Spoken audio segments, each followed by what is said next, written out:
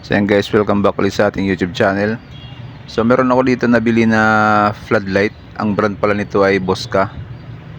So i-review ko to sa inyo at hindi ko napapakita yung unboxing.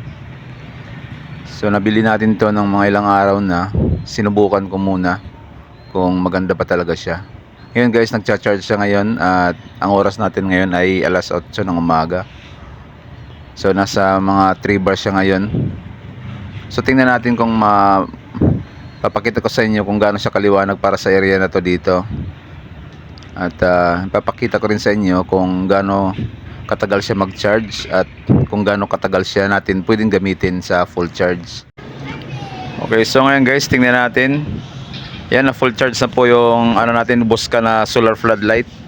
So nagsimula ito ng alas 8 kanina. So tingnan natin ngayon yung oras kung anong oras na. So 12:22 na. So 8, 9, 10, 11, 12, nasa mga 4 na oras din sa ganito kainit na araw ngayon guys. So talagang matindi ang init ng araw ngayon. So madali lang siya naka full charge. So ngayon may idea na tayo na pag ganito kainit, madali lang siya ma full charge. So mamaya guys ay titingnan naman natin kung anong oras siya mag-activate, kung gaano oras siya iilaw at kung gaano katindi kung gaano na lang kaliit ang sikat ng araw bago siya mag-activate. Tapos tingnan din natin kung ilang oras natin siya magagamit sa ganitong naka full charge na siya. Tingnan natin mamaya. So yan guys, umilaw na po yung natin, yung floodlight. At ang oras po natin guys ay siguro nasa mga alas 6 na. At tingnan natin yung cellphone natin. Yan guys, alas 6:09 na guys at kusa na siyang umilaw. So ganun siya kaliwanag guys dito sa area namin. So ganito naman yung yung sikat ng araw ngayon.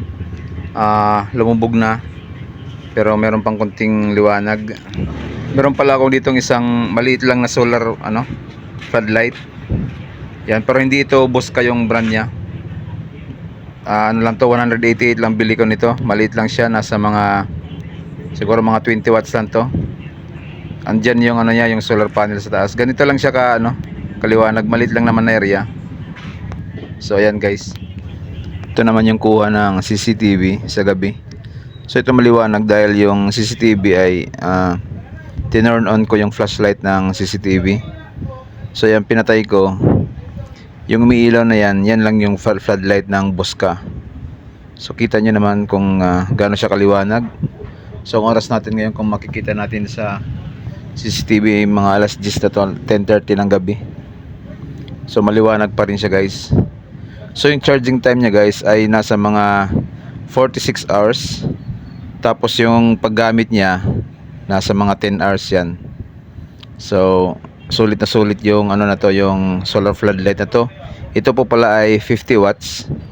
Kung meron po kayong mga tanong, pakitanong na lang po dyan sa may comment section at sasagutin ko po kayo.